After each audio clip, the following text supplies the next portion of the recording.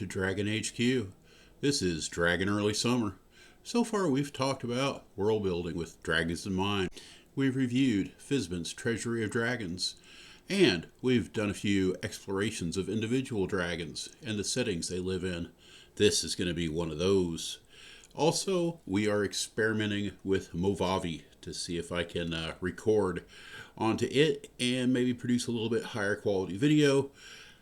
I have no idea if this is going to work, but this is going to be one of those videos that you're going to see the face, probably more than you want to. If you don't know about this face, I'm Lewis Nichols, and as you might have suspected, I run a 5e campaign, and it hit me earlier today that I need to kill more birds with less stones. Well, I mean, not that I kill birds. That's weird. How about I need to kill more spiders with fewer birds? Yeah, because spiders are the enemies of birds. Birds eat spiders. So do wasps and some other stuff, but we don't like wasps. So, I mean, I don't dislike. Okay, no more rambling. We love birds, and we love dragons. So that's what we're doing. We're talking about dragons, and I figured something out. I'm kind of slow sometimes. I should be doing more development for my own world through these videos. See? That's the two birds with one stone thing. This is the way we're going to make it happen. So here's a map. This is Heston. It's the capital of the region known as the London Vale.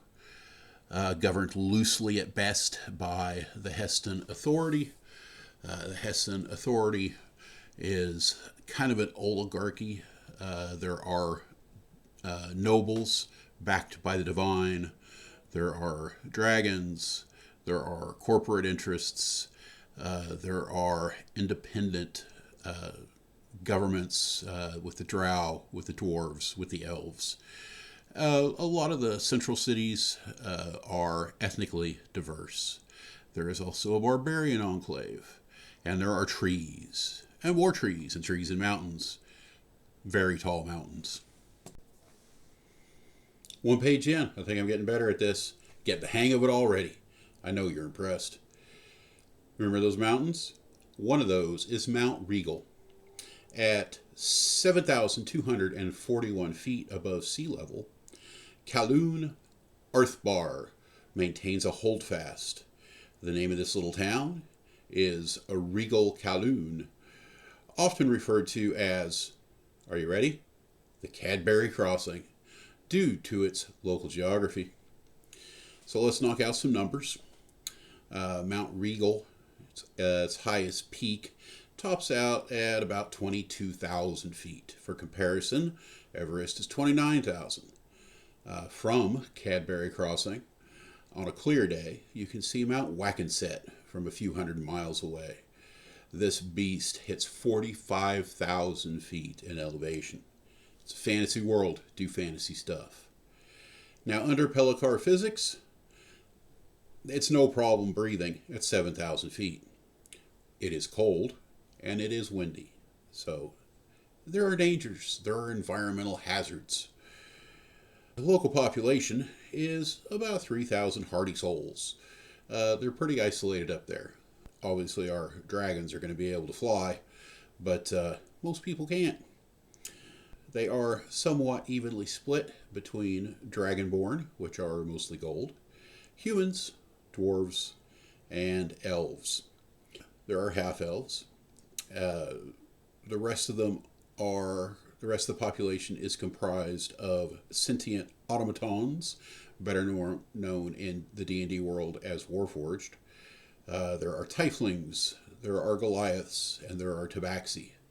By the time you get down to those last few, they're so small of populations that marriages are generally arranged around the spring festivals of O, when families go down into the lower valleys and meet with populations from the other nearby villages, relatively nearby. And they have big wedding parties. It can go a number of different ways. It's not necessarily forced arranged marriages, but there is a certain pressure there to meet somebody, to meet the person of your dreams. Any part of a world building project is politics. I mentioned it a little bit earlier. The central government, known as the Heston Authority, has very little power outside of Heston. And even though that has changed a little bit over the last 5 to 10 years, it hasn't changed a bunch. Instead, the most direct rule that most citizens experience is that of the local nobles. Again, mentioned before, they are basically oligarchs. Caloun Erithbar, he rules like a noble. He takes on the title of Lord, and he runs Cadburry Crossing much like the Velito nobles in the other regional towns run their fiefs. Most of the regional nobles rule under a mandate from the local pantheon of gods. And these aren't just hopeful claims. There have been many recorded incidents of uprisings, assassinations, attempted murders, attempted assaults that have not ended well for the aggressor. In some cases, the perpetrator, they just poof out of existence as the crime becomes evident. As the attack begins, they simply cease to exist. This is the backing of divine power. One of the more extreme cases of this actually plays into the history of the campaign, where an organized uprising of farmers marched on Heston, and overnight they disappeared. A few weeks later, they started crawling out of the ground as reborn with no memories of what had happened, but it sent a clear message: don't mess with the nobility. Caloun Erebath, he doesn't need all that business. He doesn't need protection. He's an ancient dragon, and he's picked up a lot of perks along the way. Let's talk about his bankroll, because that's the coolest thing about dragons and nobles. They're rich. He is one of the richest individuals in the region. After a recent worldwide cataclysm, he may be in the top 100 multi-universe wide. That wealth is diversified. Much of it is held in precious metals and collectibles. The London Vale is rich, rich, rich in mineral wealth and lumber. Caloun draws an income from both. Veins of copper, iron, adamantium, and green bronze all exist in his territory. In addition, he was one of the first investors in the Heston alchemical works. Before the Umbra, it did a booming business in alchemy. Mid-range to high-range potions worldwide, about 40% came out of the factories here in the London Vale. It's a big world, and it's a very prosperous business. As you may have heard, the Heston Authority has recently annexed the Derberg River Valley. Still a little fighting going on about that. And he's now drawing an income from investments overseen from some of his children down in that region. On top of all that, Caloun Adventures. That's right, Dragons Adventure. Why wouldn't they? It's profitable. Every few years he ventures out with family and allies. Usually he goes treasure hunting, going after hordes of competing dragons, and has a tendency to go off plane, hunting down the lairs of fiendish lords and other powerful beings. A lot of this is just glory hunting. A lot of this is just looking for treasure. It's often tied in with knowledge, with taking care of global problems, wide-ranging regional problems. It's all the typical stuff that an adventurer do. The bottom line is wealth and power. Now, we all know when it comes to dragons, what comes first is personality. Okay, I don't know if that's true. But anyway, he does have a personality. Caloun Erebath's greatest love is the construction of what passes for machines. All of his constructs, they don't all become self-aware, but he feels greatly satisfied that he has been able to bring life into the world where he has so often taken it. He paints, he builds simple models, but engineering is his passion. In a nutshell, the ancient gold is loving but not passive. He is friendly, but he's not going to tolerate insolence. To be his friend requires an appreciation for his power and for his vision. It's going to take somebody who has a love of family and somebody that has shared hobbies. Well, that's not going to hurt. Intelligent beings like that, they're intellectuals. They like to have a conversation. They like to talk about certain things. And he's just like that. He considers he and his family as guardians of the wilds. The wilds is a region, the entire northwest region of the London Vale. Lately, his youngest grandchildren have begun to age up, and he started to participate more openly in foreign policy around the authority. There is war, and there's whispers of expanded conflict. If the dragons ever unite in war, nobody's going to be able to stand up against the aggression of Heston. But Caloun is more interested in directing that aggression than just participating in it. Caloun, like all lawful good creatures, even though I don't normally use alignment, but it's a good guideline, and especially when it comes to powerful beings like this. They have raw power. They have energy. They have the ability to do horrendous things. But by the same token, they want to see the world made a better place through that violence. The party has never met Caloun. In fact, they may never interact with him. So as a DM, as a world builder, why am I going to spend this time to develop him?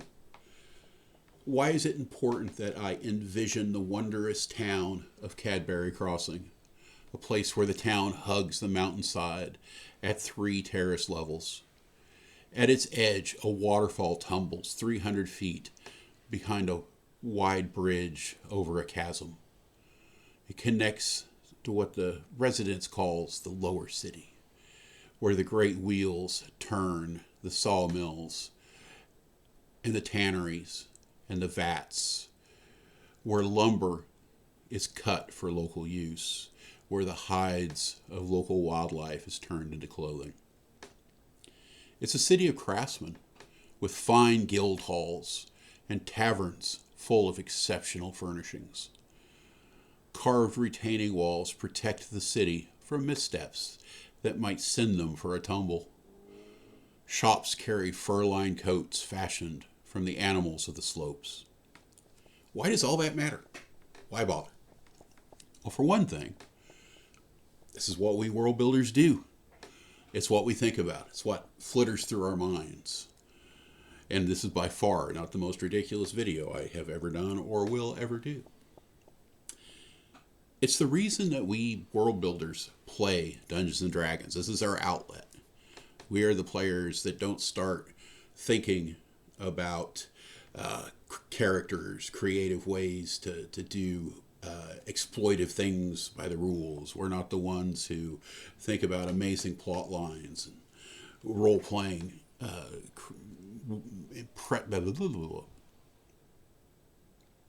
We are the ones who build.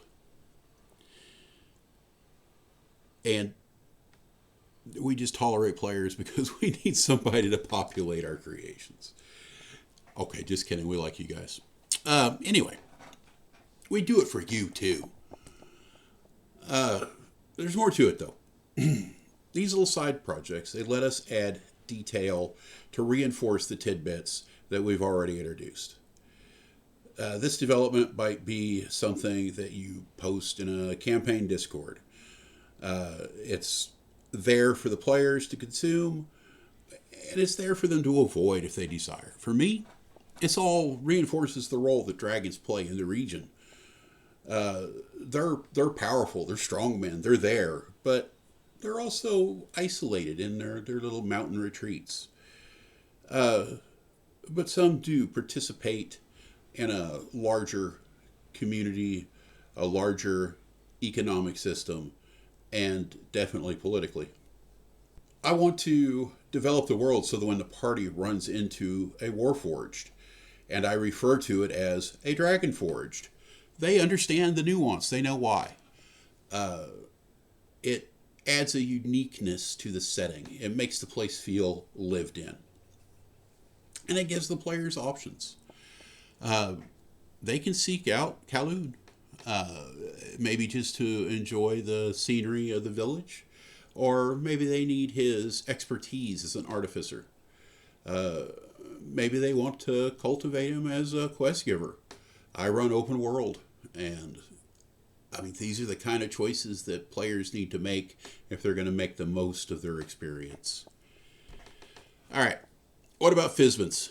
I recently did a video that has gotten no love whatsoever.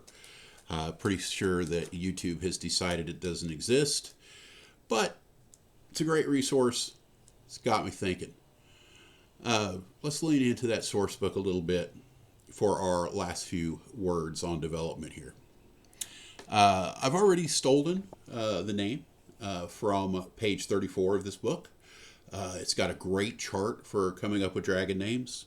Caloun, it just called out to me. I didn't do any kind of random roll.